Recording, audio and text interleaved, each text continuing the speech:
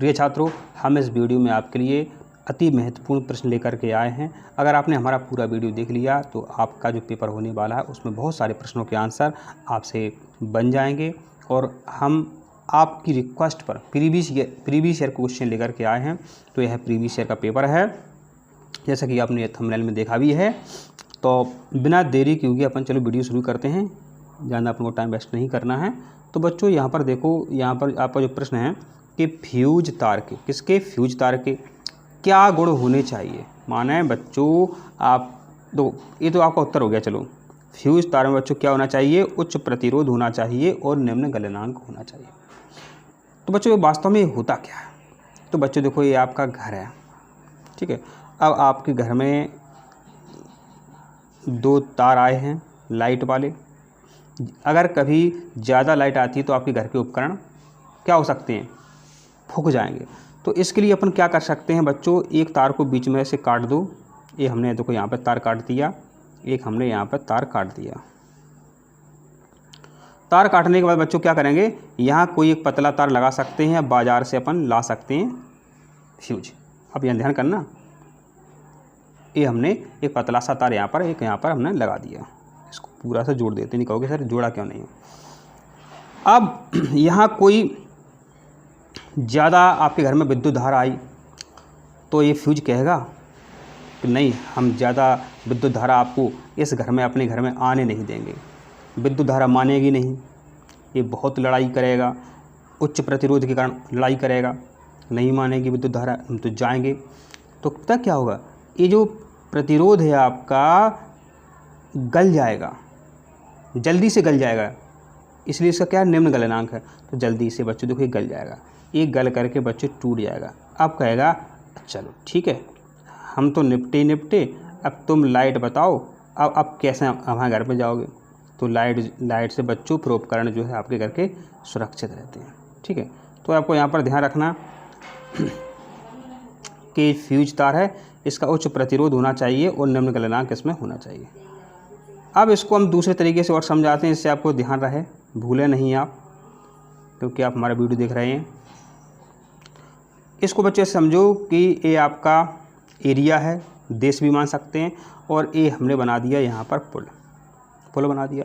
अब यहाँ से दुश्मन आए, दुश्मन पुल पर पहुँचे, पुल ने कहा नहीं, हम आपको जाने नहीं देंगे, क्योंकि इसमें उच्च प्रतिरोध है, जाने नहीं देंगे। दुश्मन मानेंगे नहीं, वो ताकतवर हैं, वो नहीं मान रहे। तो पुल क्या है, पुल टूट जाए। जब बच्चों ये पुल टूट जाएगा, बताओ पुल टूट जाएगा, अब जी कहाँ से पहुँचेंगे, उस एरिया में, उस देश में जी जा ही नहीं पाएंगे। तो इसी तरह बच्चों जो प्रतिरोध होता है अपने घर की रक्षा करता है। इसमें क्या क्या होना चाहिए बच्चों, उच्च प्रतिरोध और निम्न गलनांक। निम्न गलनांक माने जल्दी से वो गल जाए।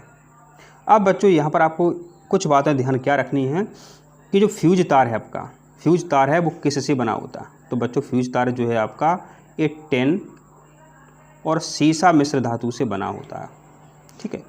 और इसको कैसे जोड़ते हैं बच्चों, तो इसको जोड़ते हैं श्रेणी क्रम में। इसको बच्चों कैसे जोड़ते हैं, इसको जोड़ते हैं श्रेणी क्रम में, ध्यान रखना। ये तीन ही प्रश्न परीक्षा में आज तक बने हुए हैं। अब 1 ओम के, ध्यान देना, 1 ओम के 5 प्रतिरोध चित्र के अनुसार जुड़े हैं, तो ए और बी के बीच तुल्य प्रतिरोध कितना होगा। तो ये आपके सामने चित्र है। अब देखो बच्चों, इसको कैसे अपन हल करेंगे। प्रश्न आपने अच्छे से इसको देख लिया। अब इसके लिए हम जाना एरिया चाहिए हमको, तो इसको हल करते हैं।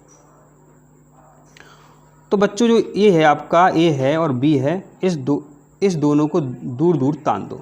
जब आप दूर दूर तानते हैं तो बच्चों आपके सामने यह डायग्राम निकल के आता है सामने।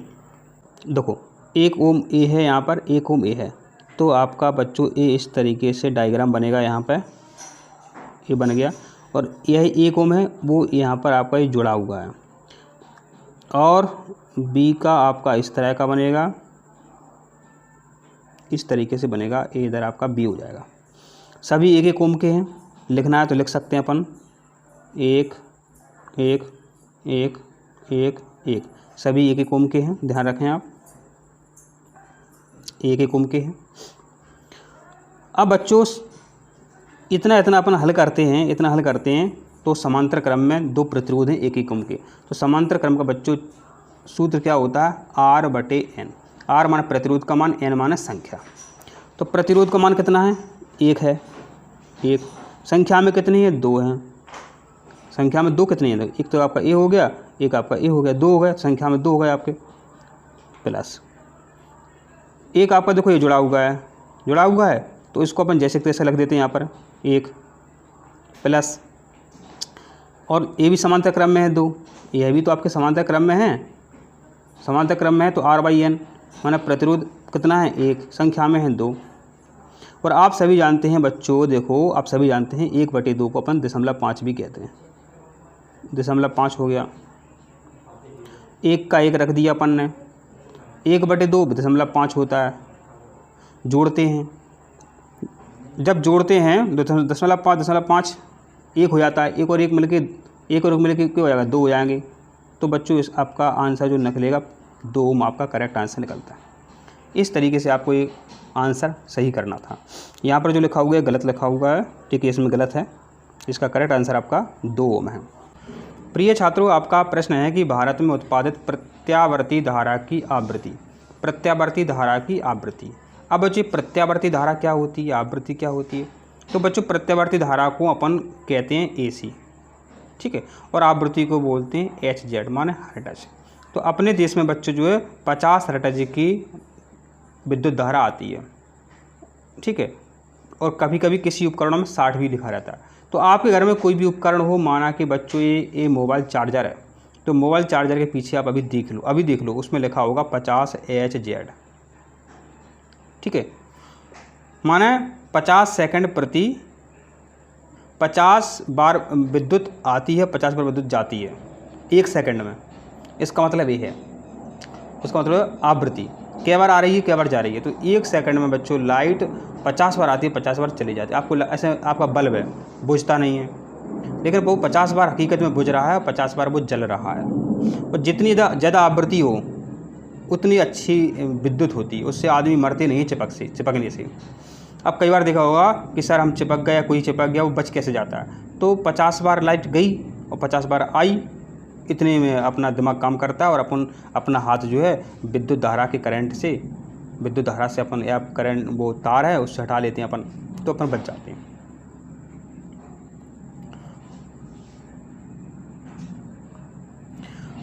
अब बच्चों आपका प्रश्न है फ्लेमिंग के बाएं हाथ का नियम प्रदर्शित करता है। हमने आपको कई बार बोला है बच्चों, फ्लेमिंग के बाएं हाथ का नियम हो, फ्लेमिंग के दाएं हाथ का नियम हो, मैक्सवेल का नियम, इससे प्रश्न आता है। तो फ्लेमिंग के बाएं हाथ का नियम जो है बच्चों, इससे फ्लेमिंग के बाएं हाथ का जो नियम है बच्चों,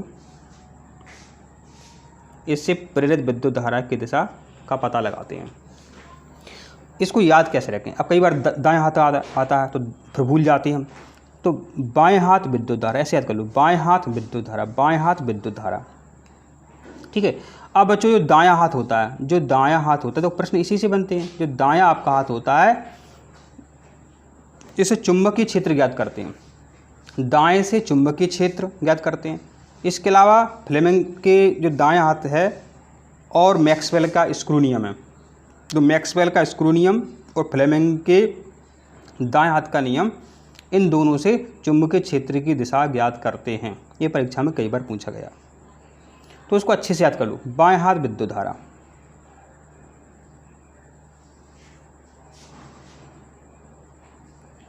यहाँ पर देखिए आपका प्रश्न है कि दो विद्युत बल्ब हैं, टंगस्टन के फिलामेंट हैं, ठीक है, होते ही टंगस्टन की, लंबाई समान है। यदि एक बल्ब पर 60 वाट लिखा है और दूसरे बल्ब पर 100 वाट लिखा है, तो अब ऑप्शन पढ़ेंगे अपन। तो पहला ऑप्शन जो है 100 वाट के बल्ब का फिलामेंट तार मोटा होता है, तो बिल्कुल करेक्ट आंसर है आपका। देखो जितनी ज़्यादा वाट वो होता जाएगा, कोई उपकरण कोई यंत्र ज़्यादा वाट का होता जाएगा, चाहे हीटर की स्प्रिंग हो, तो वो उतनी ही मोटी होती जाएगी। वो क्या है, वो उतनी ही मोटी होती जाएगी, ध्यान दें। तो ज़्यादा वाट के बल्ब की स्प्रिंग जो है मोटी होगी। स्प्रिंग माना फिलामेंट, आपका बच्चे नहीं जानते फिलामेंट। तो बच्चों जो बल्ब होता है उसका जो फिलामेंट होता है, जो स्प्रिंग होती है, वो टंगस्टन की बनी होती है। टंगस्टन का संकेत W होता है। जो बच्चों बल्ब होता है, आपने बच्चों जब बल्ब देखा कि नहीं देखा, इस तरीके से बच्चों जो है इस तरीके से बच्चों जो है यहाँ पर ऐसी स्प्रिंग लगी रहती है। ये जो स्प्रिंग लगी है बच्चों, ये टंगस्टन की होती है। किसकी होती है? टंगस्टन की होती है।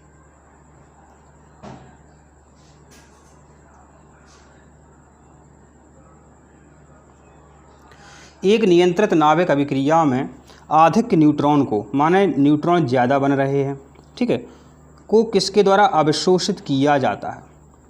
तो नाभिक रिएक्टर जो होते हैं, अगर उसमें न्यूट्रॉन अधिक मात्रा में बन रहे हैं तो बच्चों उनको अवशोषित किया जाता है बोरॉन एवं कैडमियम की छड़ों के द्वारा। किसके द्वारा? बोरॉन एवं कैडमियम की छड़ों के द्वारा नियंत्रित किया जाता है। ध्यान देना, अच्छा प्रश्न है, ये कई बार आता है। जब नाभिक रिएक्टर अभिक्रिया में न्यूट्रॉन ज़्यादा बनने लगें बच्चों, जब न्यूट्रॉन ज़्यादा बनने लगें तो कैडमियम और बोरॉन की छड़ें होती हैं, इसके अलावा ग्रेफाइट की छड़ें भी होती हैं। तो क्या बोला हमने? ग्रेफाइट की छड़ें, बोरॉन की छड़ें और कैडमियम की छड़ें, ये बच्चों जो है न्यूट्रॉन को अवशोषित करने लगती हैं और आपका जो नाभिक रिएक्टर है उसमें ब्लास्ट होने से बच जाता है।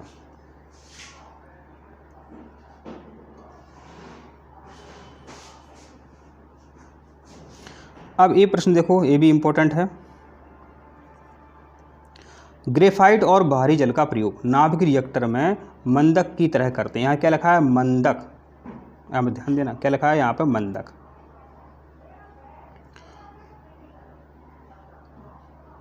याद कर लेना अच्छे से, ग्रेफाइट और बाहरी जल का प्रयोग। अब बाहरी जल का वो आपसे संकेत पूछेंगे, सूत्र पूछेंगे, तो D2 है। तो ग्रेफाइट और बाहरी जल का प्रयोग नाभिक रिएक्टर में मंदक के रूप में होता है। अच्छा बताओ बच्चों, नियंत्रक के रूप में किसका प्रयोग होता है?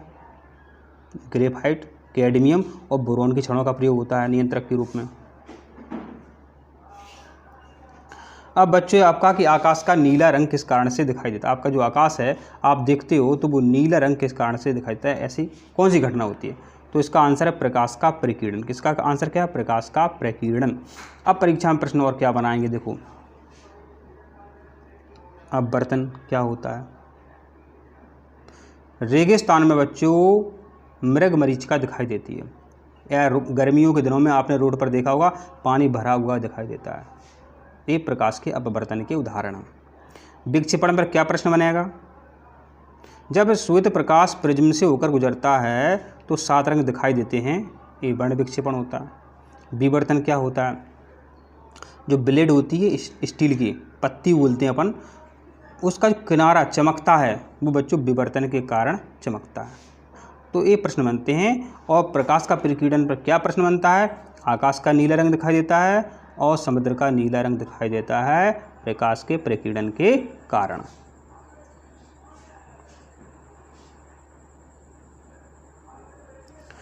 यहाँ पर देखिए लिखा हुआ तारों के टिमटिमाने का क्या कारण है? यहाँ लिखा हुआ तारों के टिमटिमाने का क्या कारण है? तो तारों के टिमटिमाने का कारण है आपका प्रकाश का अपवर्तन। तारों के टिमटिमाने का कारण क्या है? प्रकाश का अपवर्तन। अब यहाँ पर देखिए और क्या प्रश्न बनेंगे।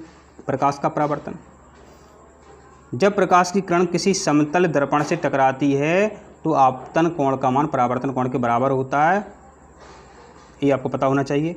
और इसके अलावा जब समतल दर्पण से प्रकाश की किरण टकराती है तो उसी माध्यम में वापस लौट आती है, ये भी आपको पता होना चाहिए। ठीक है, तो परावर्तन पर यही प्रश्न बनता है कि बच्चों अगर आपतन कोण 20 डिग्री है तो परावर्तन कोण भी 20 डिग्री, आपतन कोण 30 डिग्री है तो परावर्तन कोण भी 30 डिग्री। ठीक है, अगर समतल दर्पण ऐसा रखा हुआ तब की बात हो रही है, ध्यान दें। अब बच्चों यहाँ कहोगे सर कैसी बात करी है आपने? बिल्कुल सही है। अब बच्चों देखो ये क्षैतिज दिशा है। अब समतल दर्पण जो है बच्चों आपने क्या किया, आपने 30 डिग्री पर रख दिया समतल दर्पण, आपने 30 डिग्री पर रख दिया समतल दर्पण, यहाँ बच्चों बना 30 डिग्री का कोण।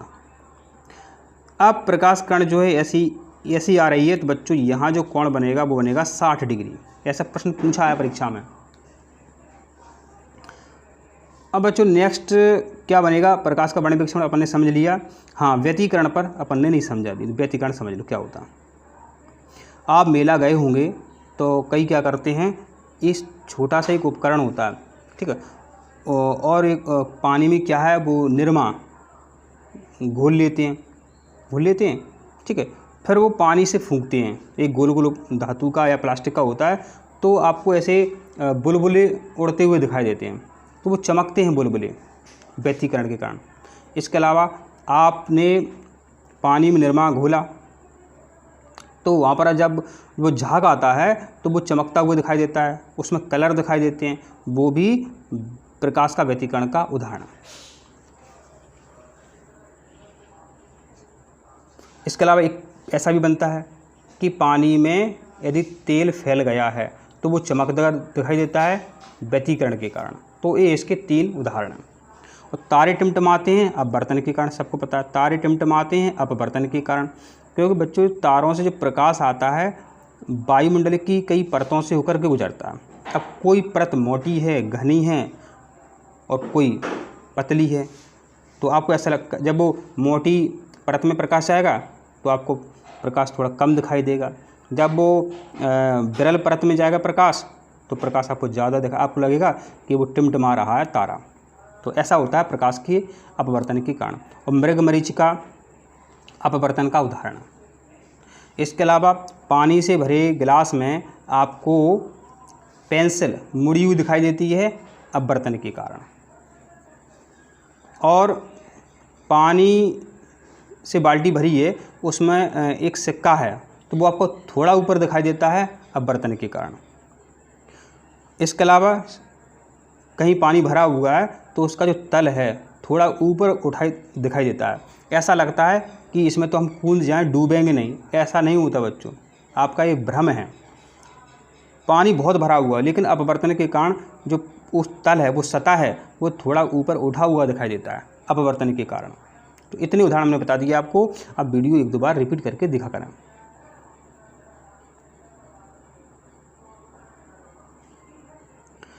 अब प्रश्न है, एक व्यक्ति अपनी दोषपूर्ण आँखों से 60 सेंटीमीटर से अधिक दूर नहीं देख सकता, तो उसके द्वारा उपयोग की जाने वाले लेंस की क्षमता होगी। तो यहाँ पर देखो,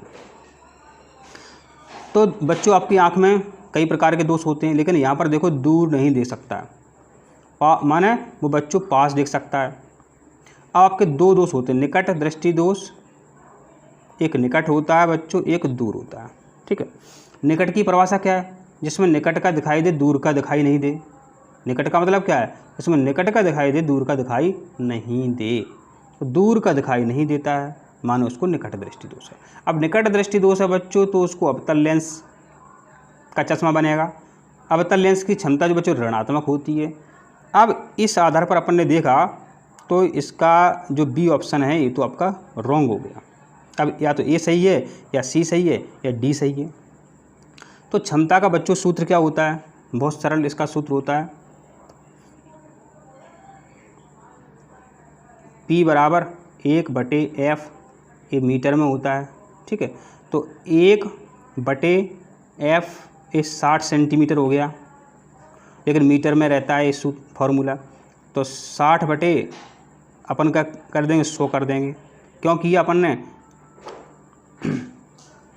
1 मीटर में 100 सेंटीमीटर होते हैं। सेंटीमीटर को कभी मीटर में बदलना है तो 100 का भाग देना पड़ेगा। सेंटीमीटर को कभी मीटर में बदलना है तो 100 का भाग देना पड़ेगा। तो 100 का भाग दिया अपन ने। ठीक है, यहाँ इससे ये काट लो। ठीक है, तो 10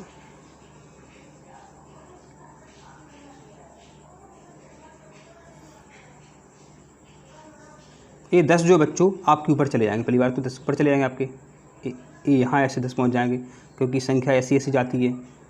ठीक है, अब 6 का अपन 10 में भाग देंगे, तो 6 एकम 6/4, तो 6 चौकों 24, 6 चौकों 24। तो इस तरीके से आपका ये आंसर आता है। हल करके देख लें आप।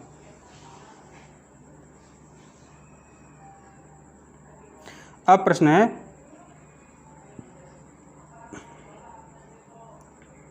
वस्तु की किसी भी स्थिति के लिए उत्तल दर्पण द्वारा बनाया गया प्रतिबिंब कौन सा कथन सत्य नहीं है? माना बच्चों यहाँ पर आप प्रश्न अच्छे से देखें, ये कह रहा है प्रश्न कि उत्तल दर्पण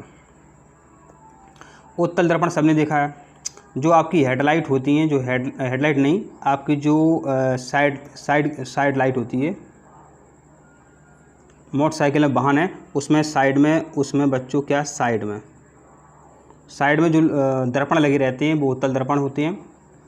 अब साइड जो दर्पण होते हैं, साइड के जो दर्पण होते हैं उनके बारे में पूछा है। अब जो डी ऑप्शन है इस पर जरा गौर करते हैं और प्रश्न में क्या है कि नहीं है, सत्य नहीं है। ये देखो माने साइड के दर्पण होते हैं वो उत्तल दर्पण होते हैं और उत्तल दर्पण में क्या नहीं होता है। अब इसमें डी ऑप्शन लिखा हुआ बच्चों, इसमें डी ऑप्शन लिखा हुआ है यदि वस्तु दर्पण के निकट है तो प्रतिबिंब दर्पण से अत्यधिक दूर होता है। एक बात बताओ, आप यहाँ आपका बगल का दर्पण है, कोई वस्तु आपके बच्चों देखो कोई वस्तु आपके पास आ गई है, पास आ गई है। अब लिखा है डी ऑप्शन में यदि वस्तु दर्पण के निकट है तो प्रतिबिंब दर्पण से दूर बनता है। बताओ वस्तु पास आती है, आप मोटरसाइकिल चला रहे हो, पीछे से कोई वाहन पास आ जाता है, क्या वो दूर दिखाई देता है? पास ही दिखाई देता है। इसमें लिखा है ऑप्शन में अत्यधिक दूर दिखाई देता है, तो देखो ये देखने से पता चलेगा ये गलत है। अब देखिए बच्चों कितना सरल प्रश्न है। ऑटोमोबाइल में माने जो वाहन होते हैं उनकी बात हो रही है, चालक द्वारा उपयोग किया गया दर्पण होता है। तो चालक माने ड्राइवर, तो ड्राइवर के बगल में दर्पण जरूर लगा होना चाहिए, कांच जरूर लगा होना चाहिए। और ड्राइवर के बगल में पीछे का दृश्य देखने के लिए, पीछे की चीज़ें देखने के लिए, पीछे का वाहन देखने के लिए बच्चों उत्तल दर्पण लगा रहता है साइड में। तो देखो कितना सरल है। उत्तल दर्पण पर 2-3 प्रश्न पूछ लिए उन्होंने। अब प्रश्न है गोलीय दर्पण की फोकस दूरी f तब वक्रता त्रिज्या r में संबंध होता है। तो बच्चों इसका सूत्र है f बराबर r/2। क्या है? f बराबर r/2। इसको और हल कर लेते हैं, कभी कभी पूछ लेते हैं। तो r बराबर होता है 2f। देखो ये आपके दो फार्मूला बन गए, f बराबर r/2 और r बराबर 2f। तो ध्यान दें दोनों को आप याद कर लो अच्छे से, इन पर हमेशा प्रश्न आया है।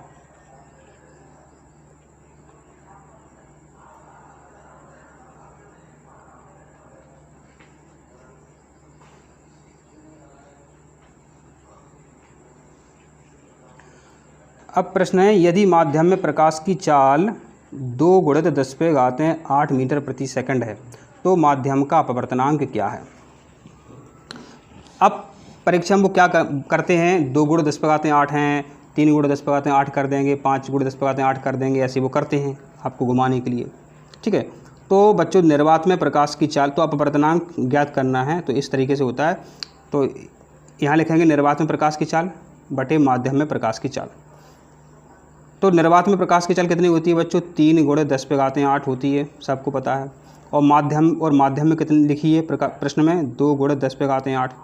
ठीक है, 10⁸ कट गया और 3 काटनी नहीं है, यही लिखा है 3/2। तो सीधा आपका करेक्ट आंसर इस तरीके से यहाँ पे आ जाता है। वो संख्या बदलेंगे माध्यम में प्रकाश की चाल, तो ये बदल देंगे, कभी 5 × 10⁸ कर सकते हैं। तो आपको घबराना नहीं है। क्या करना बच्चों, यहाँ पर लिखेंगे निर्वात में प्रकाश की चाल जो हमेशा एक ही रहती है 3 × 10⁸ मीटर प्रति सेकंड। यहाँ संख्या बदलेंगे तो वो संख्या अपन को यहाँ पर लिखना है और हल कर देना है।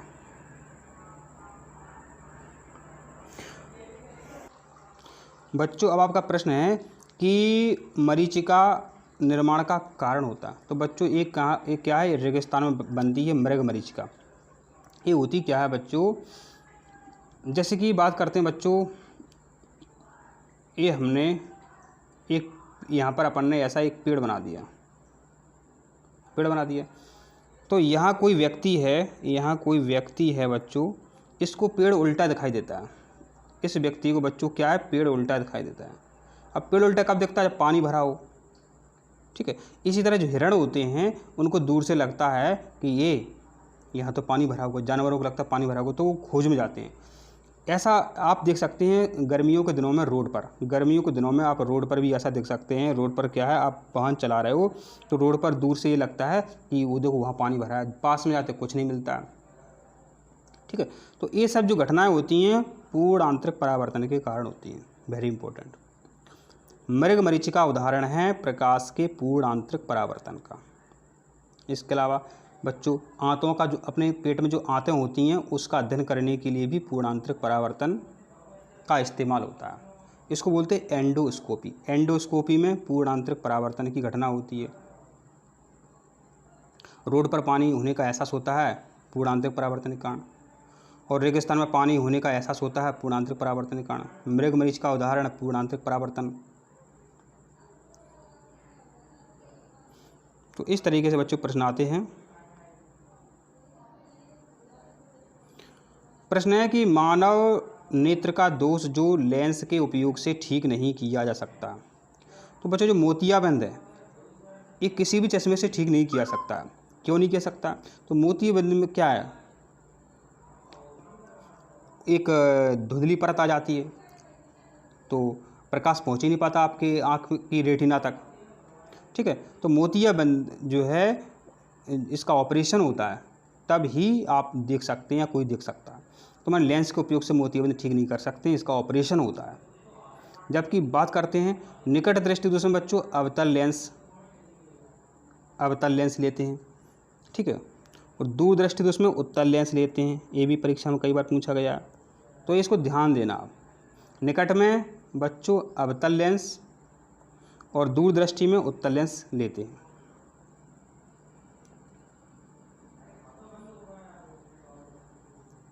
यहाँ पर ध्यान दें, आँख की पुतली का आकार किसके द्वारा समायोजित किया जाता है? जो आँख की पुतली होती हैं सीलियरी मांसपेशियों के द्वारा समायोजित किया जाता है। आँख की पुतली, तो आँख की जो प्यूपिल होती हैं उनका जो आकार है सीलियरी मांसपेशियों के द्वारा समायोजित किया जाता। अब ध्यान दें, कॉर्निया पर प्रश्न बनता है क्या? नेत्रदान होता है तो उसमें कॉर्निया दान दी जाती है।